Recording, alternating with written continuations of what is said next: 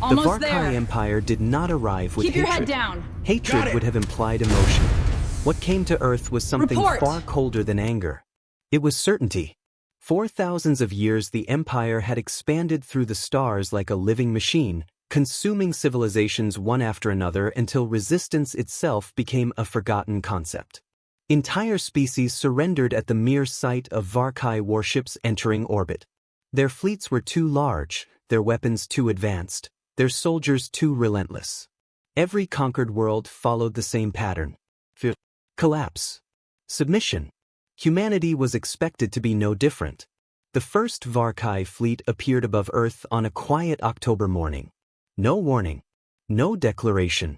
Just shadows stretching across the atmosphere as ships larger than cities blocked out the sun over half the planet. Every satellite feed, every military radar, every civilian network on Earth locked onto the same impossible image. And then the transmission came. Your species now belongs to the Empire. Resistance will end your extinction slowly. That single sentence united humanity faster than peace ever had. Wars stopped overnight. Borders became meaningless. Nations that had hated each other for centuries suddenly stood side by side beneath one sky because the thing staring down at Earth was bigger than politics, bigger than ideology, bigger than history itself. The Varkai expected panic. Instead, humanity answered with missiles. The first counterattack failed so completely it became legendary across the galaxy.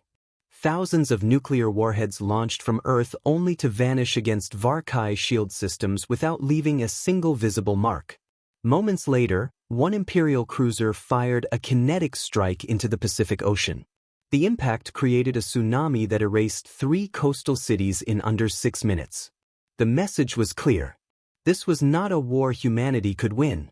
But humans had always possessed one terrifying quality the Varkai did not understand. They kept fighting long after logic said they should stop. The war dragged on for 11 brutal years. 11 years of burned skies, collapsing continents, orbital bombardments, starving colonies, and endless funerals. The Varkai crushed every major fleet humanity built. Yet every time they thought Earth was finally broken, another resistance force emerged somewhere else. Farmers became soldiers. Engineers became saboteurs. Civilians rammed cargo ships into alien destroyers if it meant buying 1 more hour for evacuation transports. Humanity adapted faster than the Empire could calculate. And that frightened them. By the 8th year of the war, the Varkai no longer mocked humans. They studied them. Entire divisions were assigned to understanding why mankind refused surrender even after losing nearly everything. Imperial strategists concluded that humans suffered from a primitive psychological defect. They called it self-destructive persistence. Human soldiers had another word for it. Sergeant Elias Vale stopped believing in hope during the siege of Titan Station. He still remembered the screams echoing through the station corridors while gravity failed section by section. He remembered the frozen bodies drifting past shattered windows. He remembered his commander putting a pistol in his own mouth after realizing reinforcements were never coming. Most of all, Elias remembered the little girl hiding beneath a supply crate while the station burned around her. She could not have been older than 8. When Elias found her, she was holding a broken toy astronaut against her chest with both hands, trembling so hard she could barely speak. "Are we gonna die?" she whispered.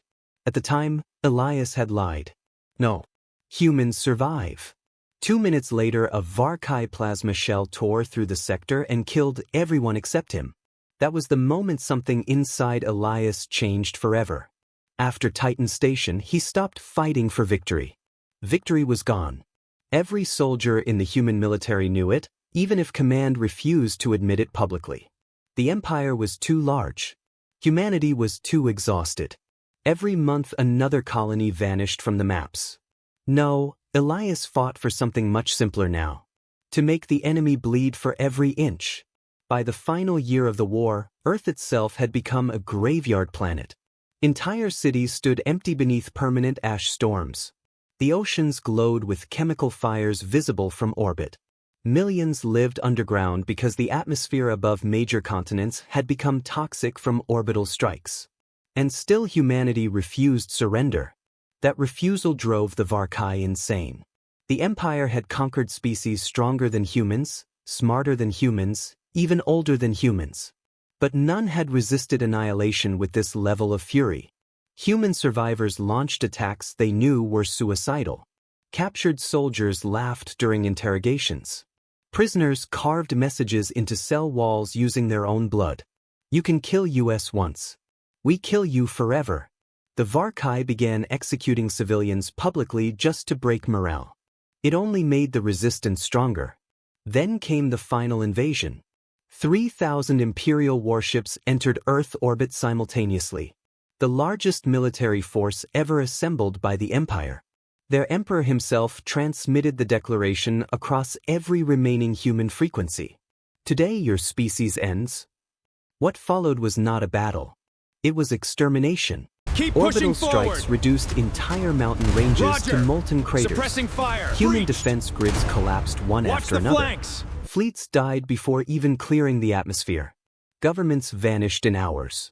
Millions burned. The sky itself turned red. Elias spent most of that final week fighting through the ruins of northern defense sectors alongside what remained of the 7th Resistance Battalion. There were only 32 soldiers left when they reached the underground bunker beneath the Canadian ice fields. 32 exhausted humans against an empire. Inside the bunker, command staff rushed between failing systems while distant explosions shook dust from the ceiling. The war room smelled like blood, smoke, and overheated machinery. Half the monitors were already dead. Colonel James Rourke stood at the center of it all, staring at the tactical display with hollow eyes. Every blinking blue light represented surviving human forces. There were almost none left. "They breached Tokyo," one officer whispered. Another looked up from a console. "Mars colonies are gone." Someone else spoke quietly. "No contact from Europe in 4 hours." Silence spread across the room after that. Not panic. Not fear. Just exhaustion. The kind that comes when an entire species realizes it has reached the end. Elias removed his helmet slowly and looked around at the people beside him. Some were barely adults. Some had fought since the beginning of the war. One medic sat against the wall silently crying while wrapping a bloody bandage around her own arm. Nobody spoke about surrender. Not one person. Because even now, humanity still did not know how to quit. Then the bunker alarms activated. A deep mechanical siren echoed through the facility while red warning lights flooded the corridors. Imperial descent ships detected. Impact in 3 minutes. The room froze. One officer whispered the words nobody wanted to say aloud. "They found us." Colonel Rourke closed his eyes for one long second. Then he straightened his uniform.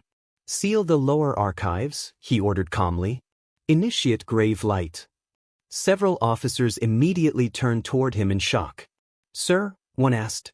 Rourke's voice hardened. "That's an order." Elias frowned. He had heard the phrase before.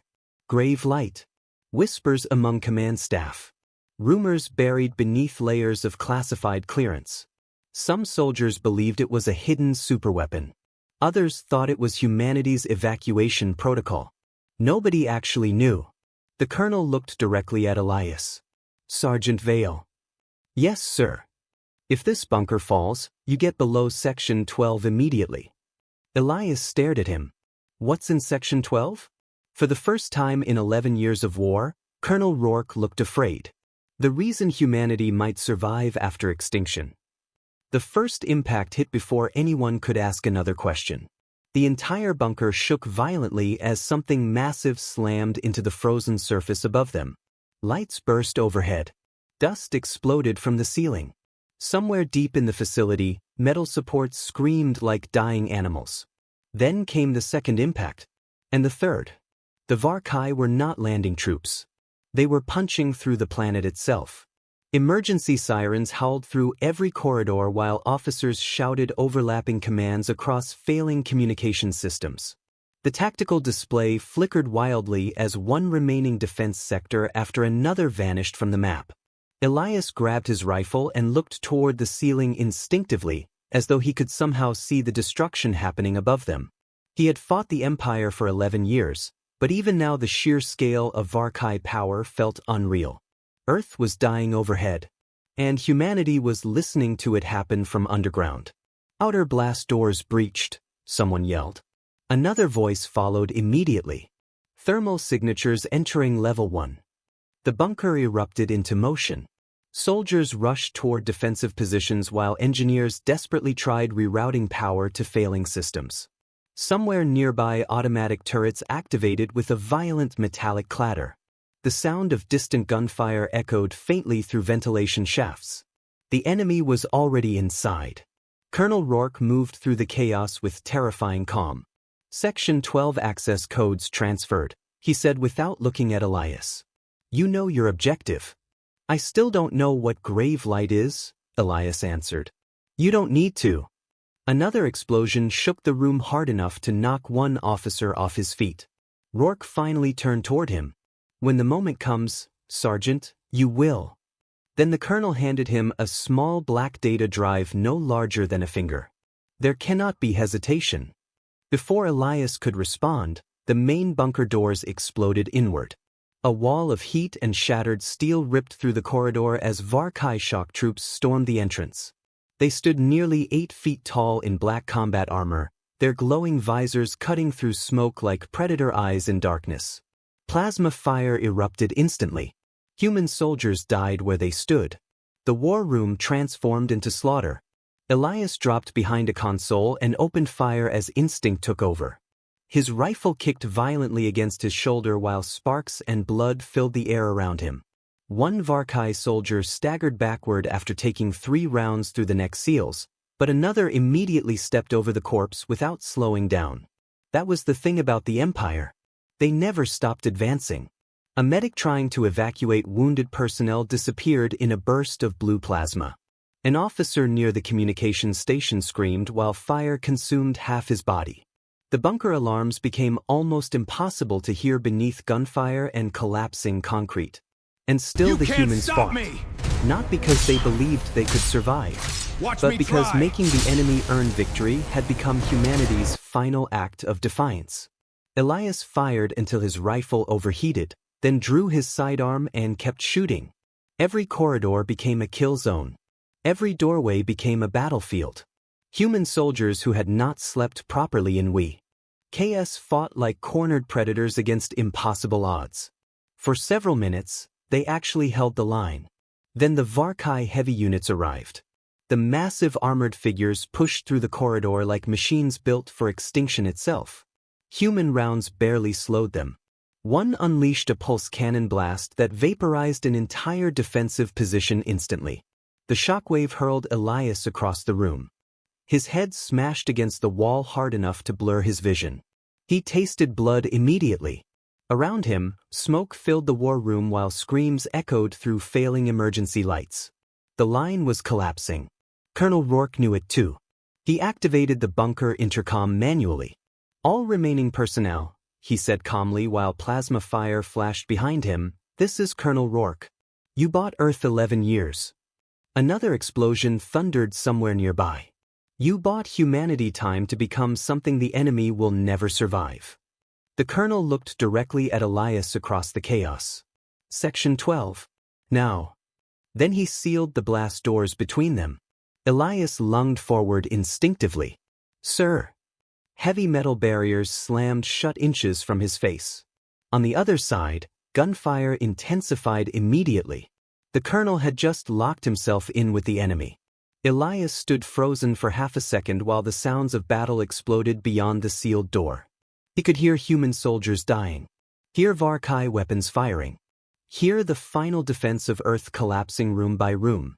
Then came the colonel's final order through the intercom. That's not a request, Sergeant. A deep rumble shook the corridor beneath Elias's feet. The bunker was failing. He clenched his jaw hard enough to hurt, then turned and sprinted deeper into the underground facility while the last battle for humanity burned behind him. The lower levels were almost completely dark.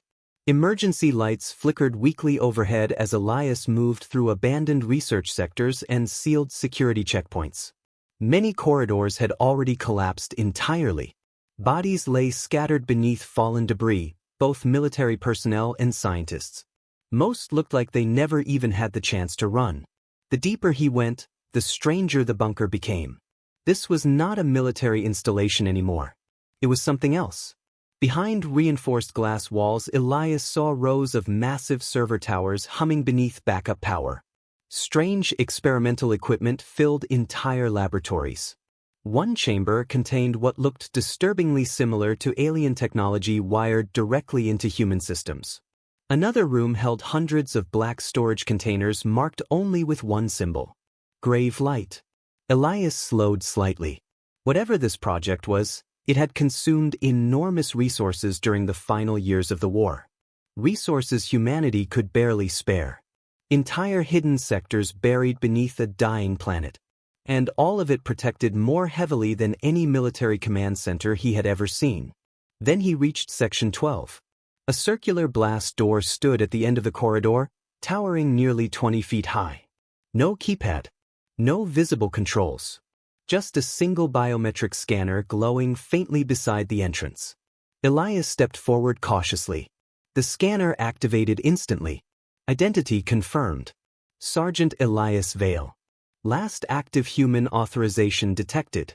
The words hit him like a physical blow. Last active human. There had to be others alive somewhere. Underground shelters. Orbital debris stations. Resistance cells cut off from communications. Humanity could not be reduced to one soldier in a frozen bunker beneath dead continents. Could it? The massive door began opening slowly. Cold air poured from the darkness beyond. Elias raised his weapon and stepped inside. The chamber beyond was enormous. Not a laboratory. Not a command center. A vault. Thousands of suspended cylindrical pods stretched into darkness across multiple levels, each filled with glowing blue liquid. Human bodies floated motionless inside them. Women. Children. Elias stared in disbelief. Cryostasis chambers. An entire hidden population.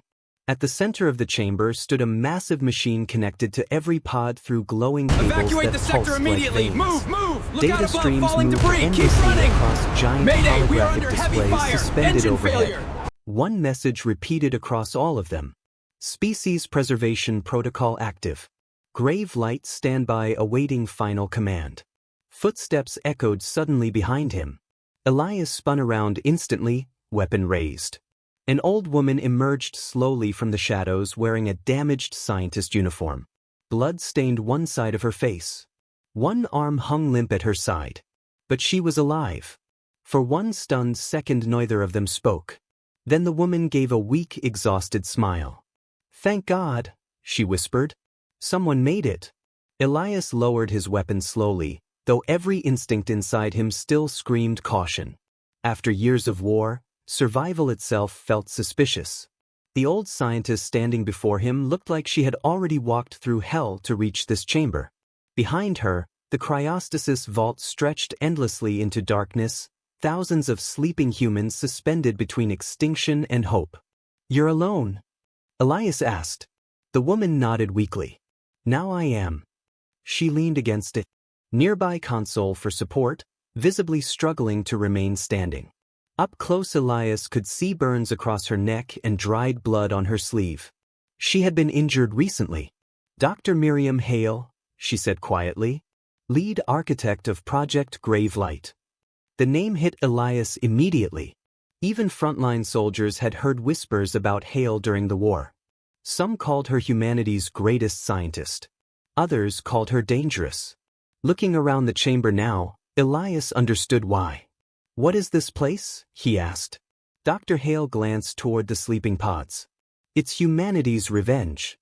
Before Elias could respond, the bunker shook violently again. Dust rained from the ceiling. Somewhere above them came a distant metallic roar followed by muffled explosions. The Varkai were still descending deeper. Time was running out. Hale moved quickly to the central console despite her injuries and activated several holographic displays. Galactic maps exploded into view above them, covered in countless blinking red markers scattered across Imperial territory. Elias recognized some locations instantly. Former human colonies. Occupied worlds. captured shipyards, prison sectors. What am I looking at? He asked. Seeds, Hale answered. She enlarged one section of the map. Tiny signals pulsed inside major Varkai systems like hidden infections spreading beneath skin. For 11 years humanity pretended we were trying to win the war conventionally, she continued. Fleets, defenses, counters. But that was never the real strategy. Another map appeared beside the first. It showed the Varkai Empire itself. Massive, overextended, connected by endless supply routes and communication networks spanning thousands of light years. The empire conquers by absorbing, Hale said, resources, technology, infrastructure, entire populations. They consume everything into one central system because it's efficient. Her expression darkened. And that made them vulnerable. Elias slowly began understanding. Human engineers captured human technology, occupied human colonies. The Varkai had spread pieces of humanity throughout their empire without realizing it. Hale zoomed in further. These markers are buried weapons, sabotage protocols, hidden AIs, infiltrated ship systems, biological countermeasures, blackouts, orbital kill switches. For 11 years humanity planted ghosts inside the empire. Elias stared at the maps in disbelief. You infected their entire civilization. Hale looked at him. No, Sergeant. We poisoned it. The bunker trembled again. This time the lights flickered dangerously. A warning flashed across the chamber. Multiple hostile contacts approaching Section 12. Estimated arrival time, 8 minutes. Hale ignored it. The Varkai think they won because Earth is dying, she said quickly. But Grave Light was never about saving Earth. Earth was already lost. She looked toward the sleeping humans in the pods. It was about making sure humanity survived long enough to destroy the Empire from the inside. Elias stared at the suspended children floating silently inside blue light. So wake them up. Pain crossed Hale's face instantly. We can't. She typed something rapidly into the console. System alerts flooded the displays. Cryostasis power failure imminent. Life support critical. Reactor collapse detected. The bunker took too much damage, Hale whispered. The cryostasis systems are failing. Once the reactor dies, everyone in these pods dies with it. Elias felt cold spread through his chest. Thousands of humans. The last humans. About to disappear forever. There has to be another facility, he said. There isn't. Hale met his eyes directly. This vault was the final contingency for the species. The words settled like lead between them. Humanity had truly reached the edge. Then Hale activated one final display. At the center appeared a single command line. Grave Light activation requires final human authorization. Elias looked at her slowly. What happens when I activate it? For the first time since meeting her, Dr. Hale hesitated. And that terrified him more than anything else. The Empire begins to die, she answered quietly. That's not what I asked. Hale's hands trembled slightly above the console. Every hidden protocol across Varkai territory activates simultaneously. Ship failures. Reactor detonations. Defense blackouts. Food contamination. AI uprisings. System collapses. Entire fleets turning against themselves. Elias listened silently. Billions of enemy lives. Gone. Possibly trillions once the Empire started collapsing inward. The scale was unimaginable. You built a galactic extinction event, he said finally. Hale looked away. We built a deterrent. Another explosion thundered somewhere close enough to shake the cryostasis pods themselves. Several lights went dark across the chamber. The enemy was almost here. Hale stepped closer to Elias. They exterminated us, Sergeant. World by world. Child by child. They burned oceans. They cracked moons. They erased entire populations because it was efficient. Her voice hardened. If Grave Light activates, the Varkai will finally understand what humans become when cornered. Elias looked again at the sleeping civilians around them. Children floating peacefully in artificial dreams while the last moments of their species unfolded outside. Then he remembered Titan Station. The little girl beneath the supply crate asking if humans were going to die. He remembered lying to her. Humans survive. Did this count as survival? Before he could answer himself, the vault alarms suddenly changed tone. Warning! Section 12 breach detected. Heavy impacts slammed against the outer blast door. The Varkai had arrived. Hale's face paled. They're early. Another impact hit harder than before, bending metal inward visibly. Elias immediately checked his rifle ammo. Almost empty. One magazine left. He looked around the chamber quickly. No exits. No escape route. Just thousands of sleeping humans and a collapsing bunker beneath a dead planet. The impacts continued. Each strike louder than the last. The outer door would not hold much longer.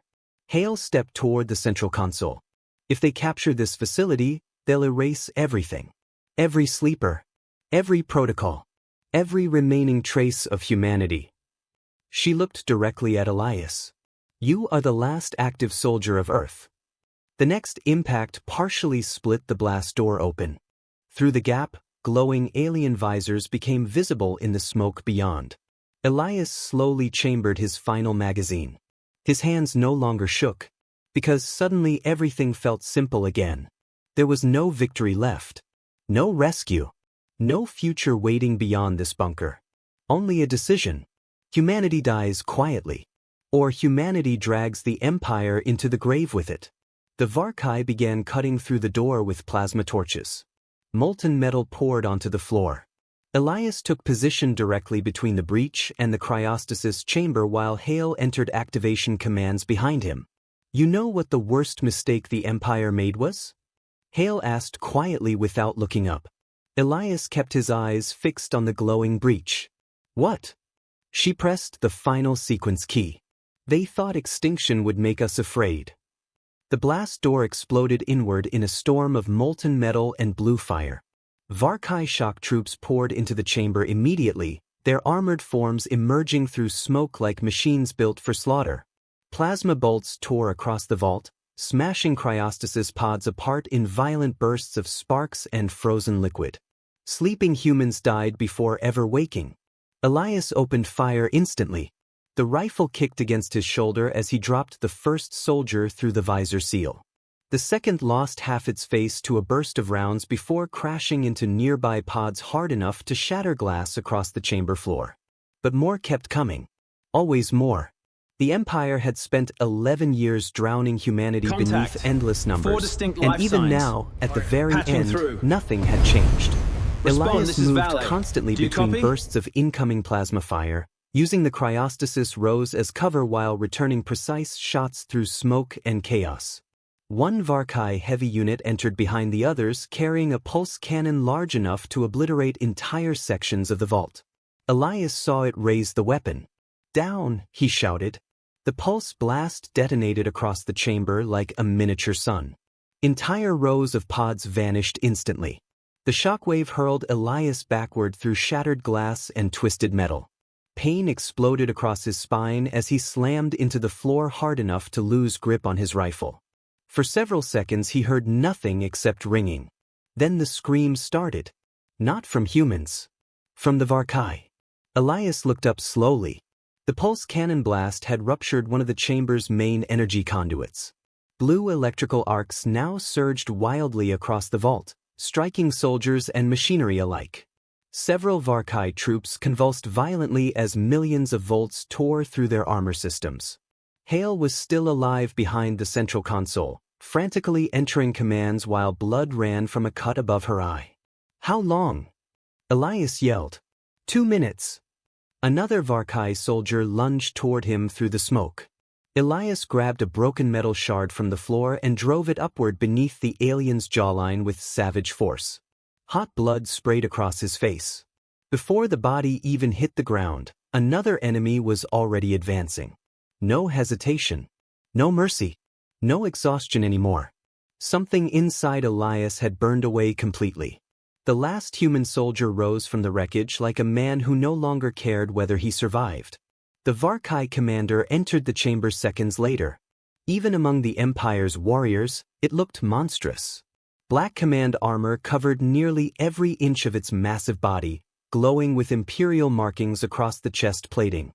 One mechanical eye burned red through the smoke while a long energy blade extended from its arm with a violent metallic hiss. The other Varkai immediately fell back behind it. The commander studied Elias silently for a moment. Then, to Elias's surprise, it spoke perfect English. "You continue resisting after extinction."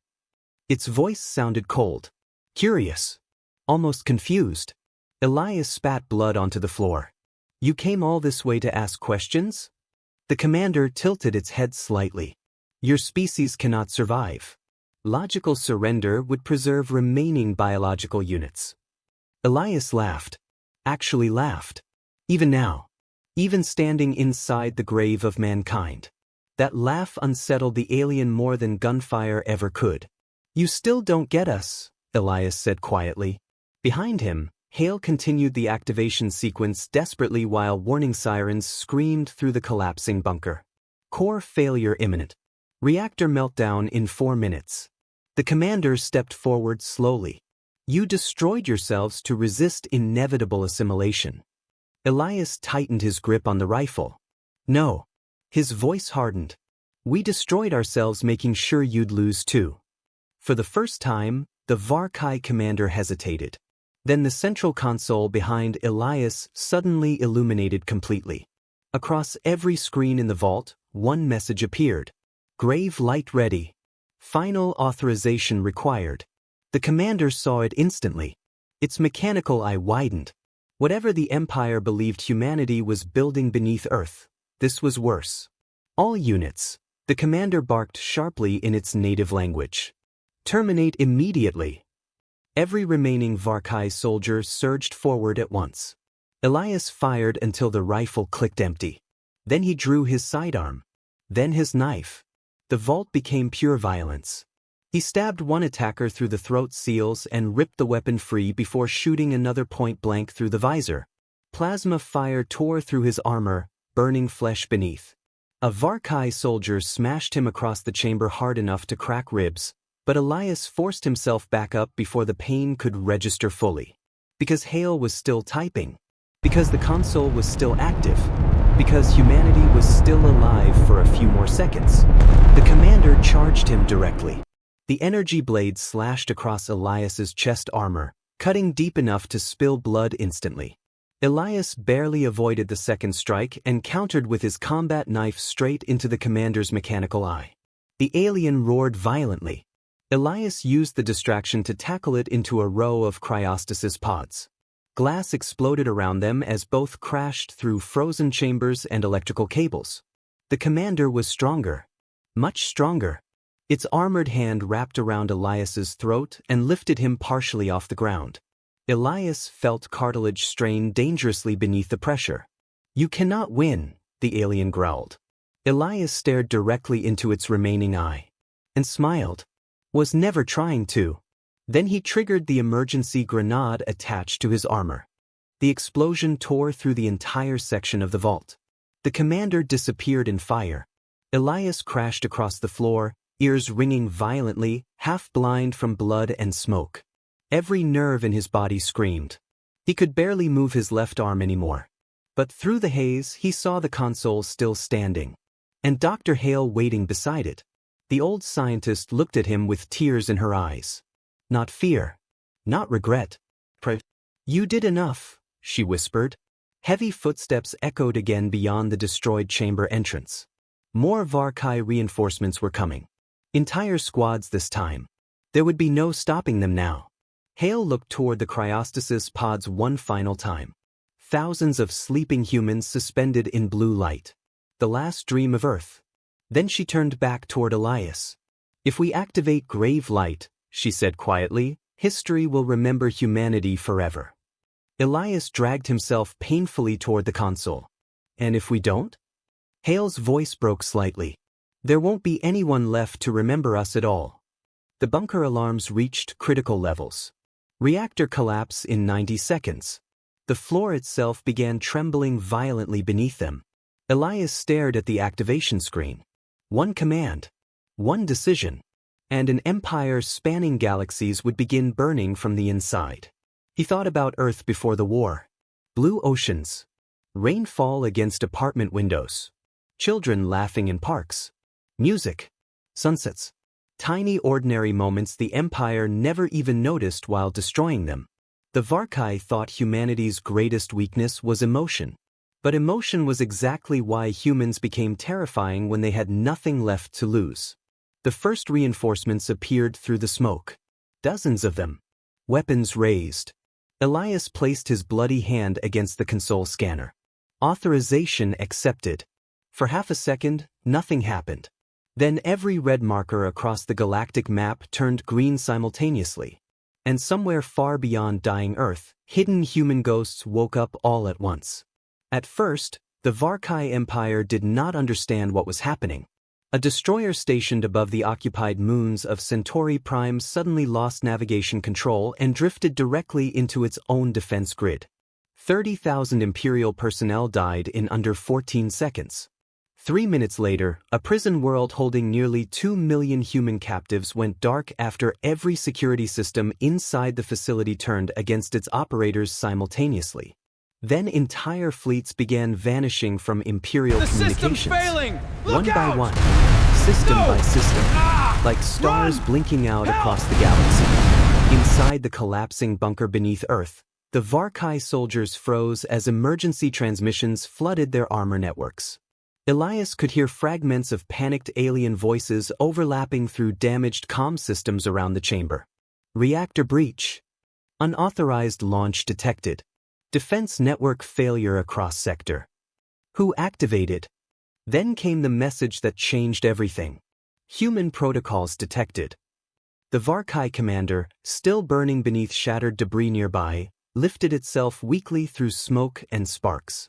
Its remaining eye locked onto the galactic display overhead as entire regions of Imperial territory began flashing critical red. Not military bases. Core worlds. Civilian infrastructures. Supply chains. Communication relays. The Empire itself was unraveling. Dr. Hale stared at the screens silently while tears rolled down her face. Not from sadness. Relief. For 11 years humanity had fought like prey refusing extinction.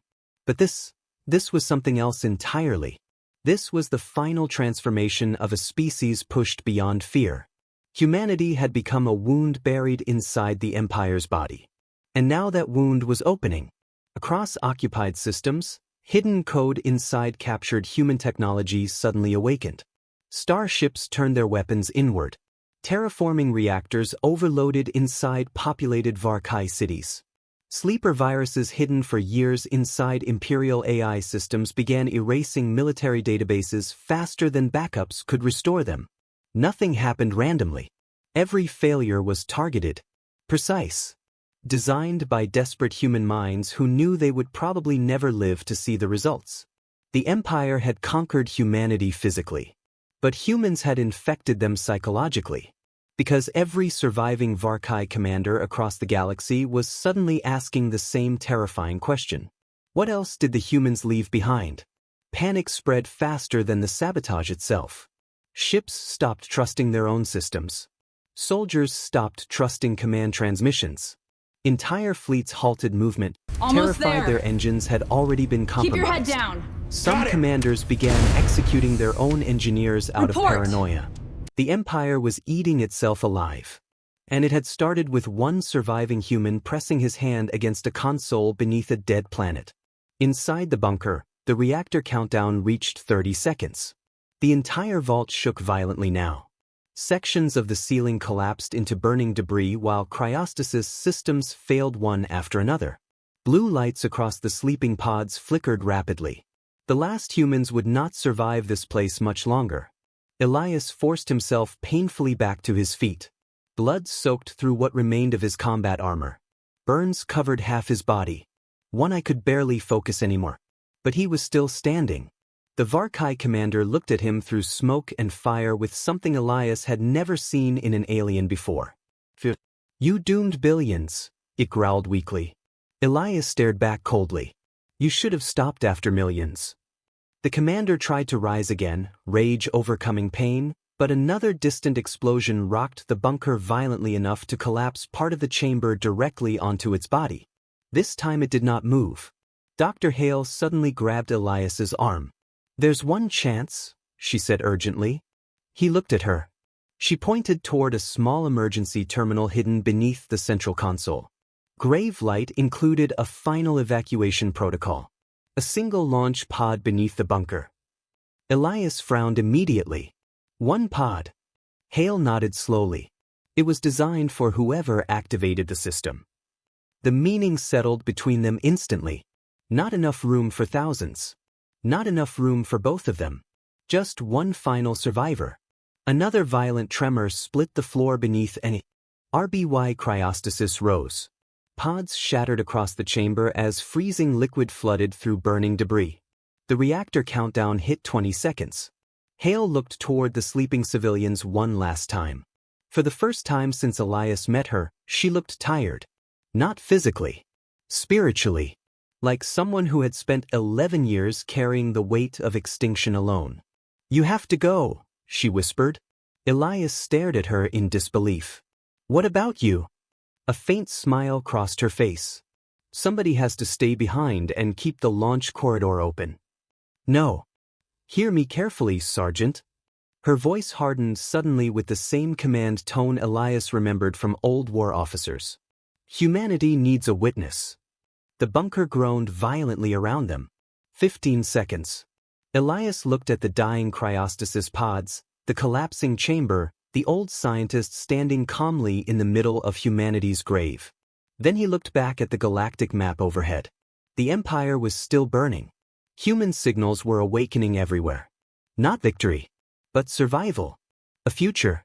And for the first time in years, Elias realized something shocking. The Varkai were no longer hunting humanity. Now they were afraid humanity might come back. Hale shoved the black data drive into his hand again. "Everything we were is in there," she said quietly. "History. Science. Don't let us become ashes." 10 seconds. The emergency launch corridor opened beneath the floor with a hiss of steam and rising heat. Far below, a small single-man escape pod waited inside a narrow launch tunnel. Elias did not move. Hale stepped closer. "Sergeant Vale, look at me." He did. And suddenly she no longer looked like a scientist. She looked like Earth itself. Broken. Exhausted. Bleeding. But still refusing to kneel.